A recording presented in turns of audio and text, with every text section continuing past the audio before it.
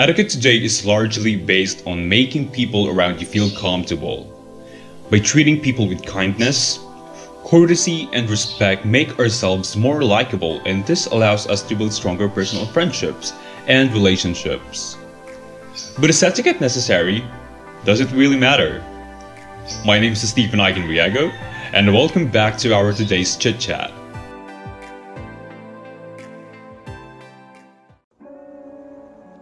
Asia is one such continent that is blessed with natural beauty and diversity in all ways and forms.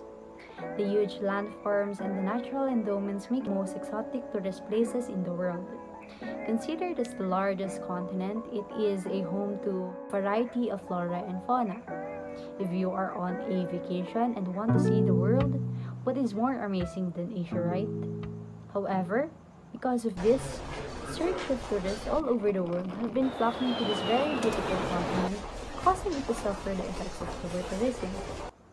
But thankfully, there are now plenty of options available for us to promote sustainable tourism, which can benefit both the host country and the tourists.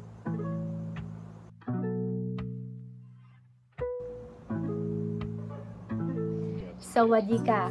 This is Chu, Angel Marie A. Batterson, and I will be discussing Thailand's sustainable tourism practices. In Thailand, they have what you'd call trash heroes whose motto is keeping our world clean for future generations. It is a non-profit environmental organization that aims at freeing the said country from plastic waste by collecting trash, cleaning up, and building public waste containers while educating the local population on sustainable waste management and responsible consumption. I believe that it is an eco movement that drives change not only within Thailand, but so does the communities around the world, motivating and supporting them to clean and prevent plastic waste for future generations to come. Reminding us once again that if we use tourism in the right way, with the right practices and in the right settings, we can make a very positive impact that will then create an inspired change in people's heart. Great day! I am Reina Alessandra Lozarita, and I am going to discuss to you today the sustainable practices in Japan. It is tradition that Japan maintains to the present day as a world leader in sustainable technology and a partner to countries around the world aiming to end poverty, achieve high levels of well-being, and ensure human security. In Japan, there is an app called My Mizu. Mizu meaning water in Japanese. It lets you locate your nearest refill station. There will most likely be many places around Tokyo and other cities for you to find your clean and free drinking water. Next one is Shinkansen or bullet train. It is a speed railway network that connects most of the major urban centers in the country. It is fast, safe, and efficient traveling by Shinkansen around the country. A few of the Japan long-term sustainability goals include 50% of the new cars sold to be zero-emission vehicles by 2030, and major Japanese cities including Tokyo, Kyoto, and Yokohama to eliminating carbon emission by 2050. Tips when traveling in Japan: bring your own chopsticks, recycle your trash, and use bicycles and trains rather than cars and taxis. I hope you've learned something from me about sustainable practices in Japan. Mabuhay! I am Arceline Petito, and I am here to explain the sustainable practices in United Arab Emirates. In Dubai, green spaces are located all over the city. Green spaces in cities help us, especially here in Metro Manila, to mitigate and adapt to climate change, reduce the risk of natural disasters, and support biodiversity conservation through cooling, noise reduction, and pollutant air filtration. And also, one of the most ambitious sustainability projects in UAE is the solar park led by Dubai Electricity and Water Authority, or we call it the DEWA. The Mohammed bin Rashid Al Maktoum Solar Park is to establish, manage, operate, and maintain electricity generation and water desalination plants, power, water, transmission, and distribution networks in Dubai.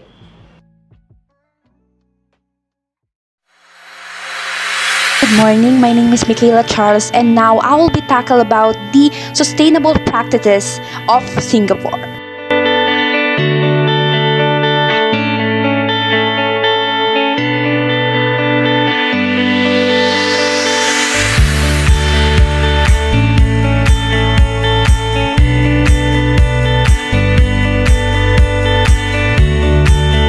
So first we have water story. They pursue a long-term integrated approach to policy planning and implementation. This is best exemplified by the Singapore Water Story, which is a major milestone in Singapore's sustainable journey. Next, we have Voluntary National Review. Singapore presented last year its first Voluntary National Review, or VNR in short, on the implementation of Sustainable Development Goals (SDGs) at the United Nations high-level political forum in order to share best practices and learn from others. Next, we have Sustainable Living Environment. So, this is a pioneer generation had a vision for clean, green, and sustainable Singapore for all Singaporeans.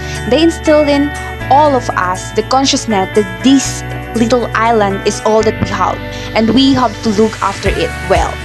Next, but last and not the least, is innovative R&D. They believe in invest and heavily R&D and innovative solutions. The Singapore Water Story showed the importance of how investing in R&D can unlock transformative solutions to overcome resource constraints and achieve a sustainable tourism areas, where we can leverage on technology and innovative solutions to overcome our constraints.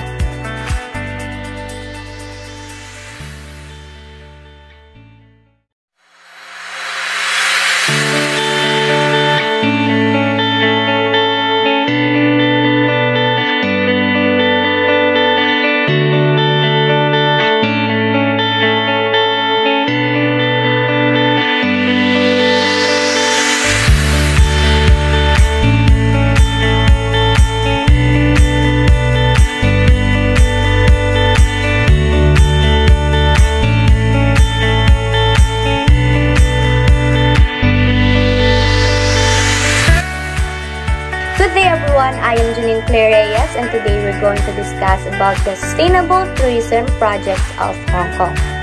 One of these projects is related to the Park Build. In Hong Kong, they have this housing complex that features solar lamps and facilities for wastewater collection, recycling, and treatment for reuse in toilet flushing. It is designed to receive adequate natural daylighting into living spaces. Semi-open basement, terrace garden, clubhouse with landscape, skylight opening, and the like to enhance the natural ventilation and energy consumption. This kind of strategy is very helpful because natural ventilation aids in the cooling loads of the building's total energy use and has an overall impact on the return on investment. Natural light is the most sustainable lighting available and a free renewable resource. One of the largest energy expenses for any company is artificial lighting, making daylighting a smart decision for businesses. Daylight companies can win twice, through people productivity gains and through energy cost savings.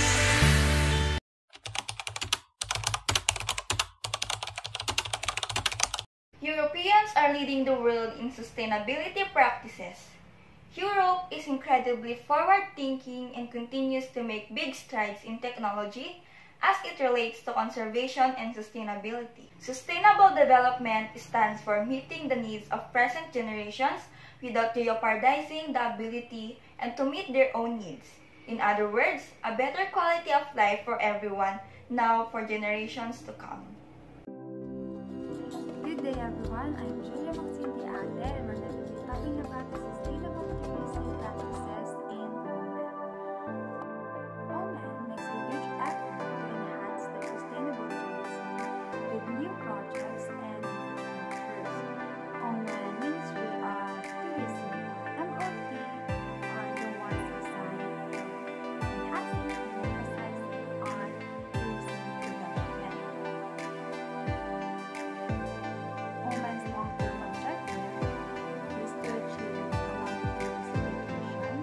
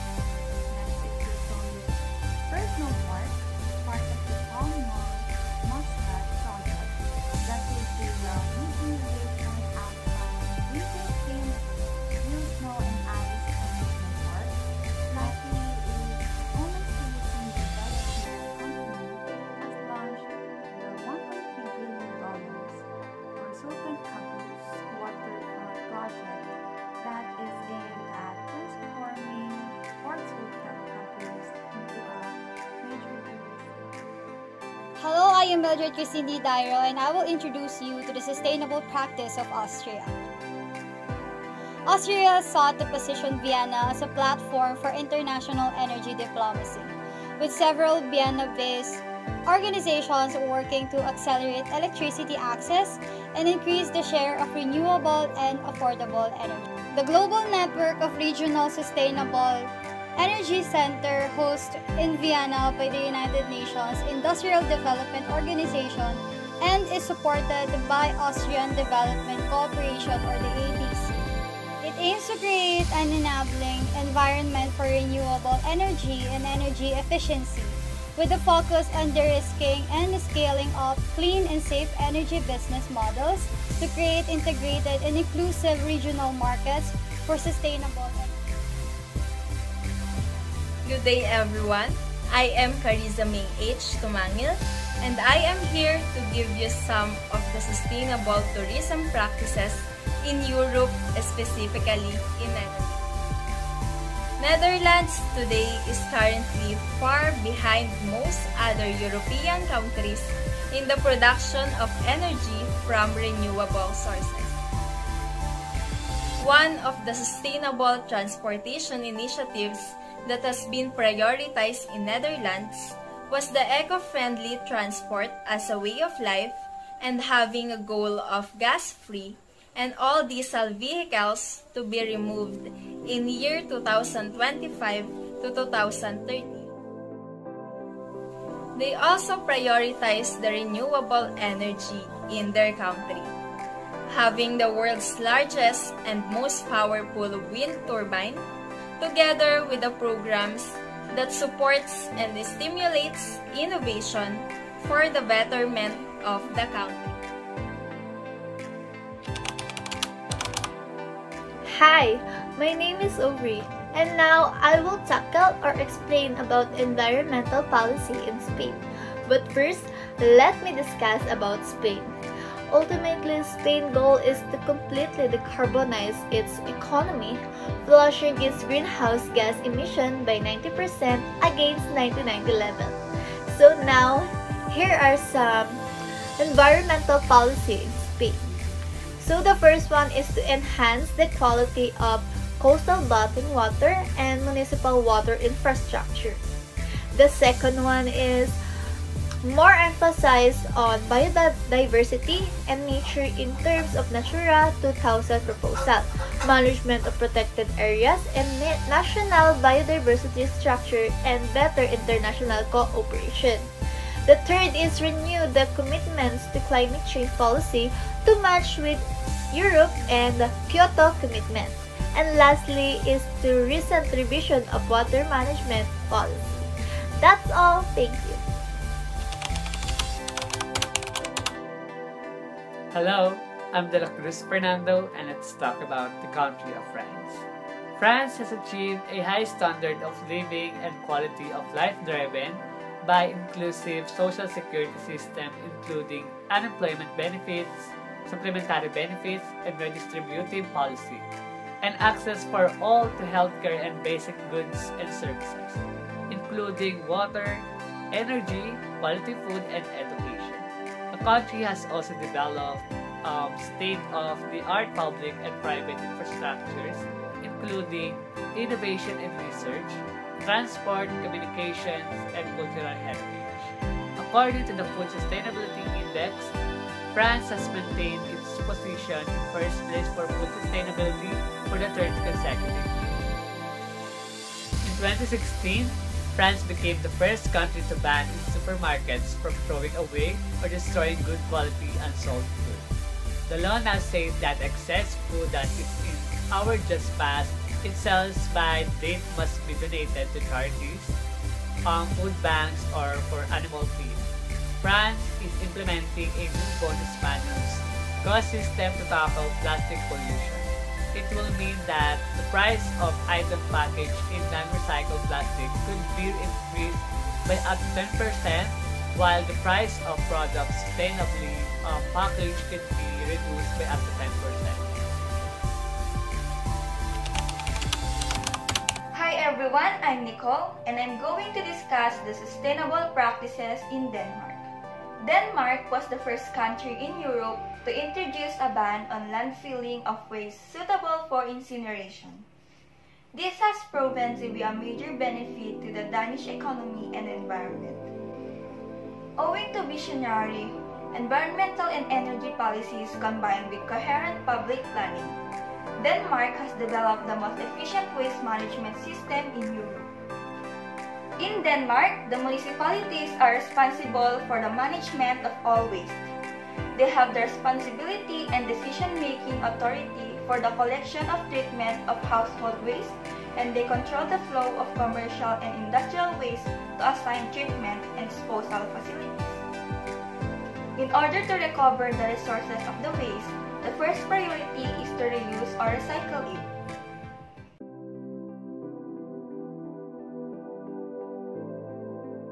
The Global Code of Ethics for Tourism, or the GCET, is a comprehensive set of principles designed to guide key players in tourism development. Under these are 10 articles which are addressed to governments, the travel industry, communities, and tourists alike. It aims to help maximize the sector's benefits while minimizing its potentially negative impact on the environment, cultural heritage, and societies across the globe. Article 1. Tourism's contribution to mutual understanding and respect between peoples and societies. 6 things I want you to remember about Article 1 are the following. Number 1. Respect the host's beliefs. Number 2. Respect the host's traditions. Number 3. Respect the tourist. Number 4. Host should provide protection for the tourist. Number 5. Tourists and visitors should not commit any criminal act. Number 6. Tourists should have the responsibility to acquaint themselves.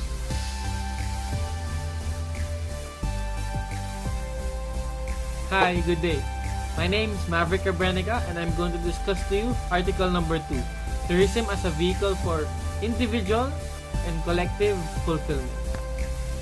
Tourism plays an important role in social and personal learning and understanding.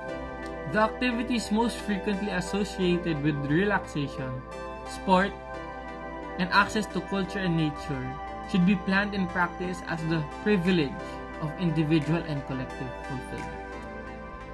Tourism activities should respect gender equality and promote human rights, especially those who are most vulnerable to them: children, ethnic minorities, and indigenous people.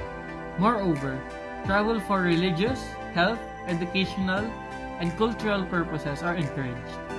The introduction into curricula of education about the value of tourists, exchange, their economic, social, and cultural benefits, and also their risks should not be encouraged.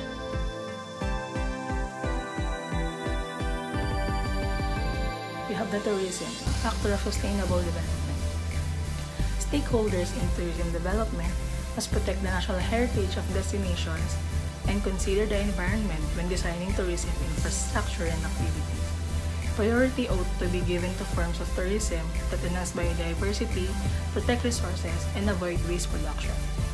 All forms of tourism development that are conducive to saving rare and precious resources, in particular water and energy, should be given priority and encouraged by national and local public authorities. Examples are: waste production should be given priority by the authorities. Tourism infrastructure should be designed to protect the national heritage, and lastly, respect the natural heritage and population. Hello everyone, I am Claire Andy Bagajong and I am going to discuss Article number 4, Tourism, a user of the cultural heritage of mankind and a contributor to its enhancement. So tourism policies and activities should be conducted with respect for the artistic, archaeological, and cultural heritage, which they should protect and pass on to future generations. Particular care should be devoted to preserving and upgrading monuments, shrines, and museums, as well as archaeological and historic sites, which must be widely open to tourist visits, because exposure to other cultures and communities can expand worldwide views and increase intercultural understanding. Aside from that, cultural tourism can boost the preservation and transmission of cultural and historical tradition, which often contributes to the protection of local heritage. I am Angel Virador and I will be discussing Article 5, Tourism, a beneficial activity for host countries and communities. Local communities must be involved with tourism activities and shared objective in the economic, social, and cultural benefits of tourism, especially in terms of jobs. In particular, problems need to be addressed in vulnerable regions for which tourism is an opportunity for development. Studies on the impact of tourism development on the environment and communities should be carried out. Tourism policies should be applied in such a way as to help to raise the standard of living of the populations of the region visited and meet their needs. Special attention should be paid to the specific problems of coastal areas and island territories and to vulnerable rural or mountain regions, for which tourism often represents a rare opportunity for development in the face of the decline of the traditional economic activities. Tourism professionals, particularly investors, governed by the regulations laid down by the public authorities, should carry out studies of the impact of their development projects on the environment and natural surroundings. I'm Cassandra Catherine A. Paciente, and I'm going to discuss the Article 6, Obligations of Stakeholders in Tourism Development. First, tourism professionals have an obligation to provide tourists with objective and honest information on their places of destination and on the condition of travel, hospitality, and stay. They should ensure that the contractual clauses proposed to their customer are readily understandable as to the nature, price, quality of services. Professionals should show concern in cooperation with the public authorities for the security, safety, accident prevention, health protection, and food safety of those who seek their services. Tourism professionals should contribute to the cultural and spiritual fulfillment of tourists and allow them during their travels to practice their religions. Specialized travel press and the other media, including modern means of electronic communication, should issue honest and balanced information on events and situations that could influence the flow of tourists. They should also provide accurate and reliable information to the consumer of tourism services. Hi, I'm Alberto Sidera from TM3B. So for today, I'm going to talk about Article 7, which is Right to Tourism. The prospect of direct and indirect personal access to the discovery and enjoyment of the planet's resources constitutes a right equally open to all world's inhabitants. The increasingly extensive participation in national and international tourism should be regarded as one of the best possible expressions of the sustained growth of free time, and obstacles should not be placed in its way. The universal right to tourism must be regarded as a corollary of the right to rest and leisure, including reasonable limitation of working hours and periodic holidays with pay, guaranteed by the Article 24 of the Universal Declaration of Human Rights and Article 7 of the International Convention on Economic, Social, and Cultural Rights. Social tourism, and in particular associative tourism, which facilitates widespread access to leisure, travel, and holidays, should be developed with the support of the public authorities. Family, youth, student, and senior tourism, and tourism for people with disabilities should be encouraged and facilitated. Article 8, Liberty of Tourist Movement. Tourists and visitors should have access to all available forms of communication, internal or external. They should benefit from easy access to local administrative, legal, and health services. They should be free to contact the consular representatives of their countries of origin in compliance with the diplomatic convention in force. Administrative procedures relating to border crossings, whether they fall within the competence of the states or result from international agreements, such as visas for health and custom formalities, should be adapted so far as possible, so as to facilitate to the maximum freedom of travel, widespread access to international tourism. Good day, I'm Janelle Jara Cruz and I'm going to discuss Article 9, Rights of the Workers and Entrepreneurs of the Tourism Industry. Tourism enterprises should not exploit their position or impose socio-cultural models on host communities.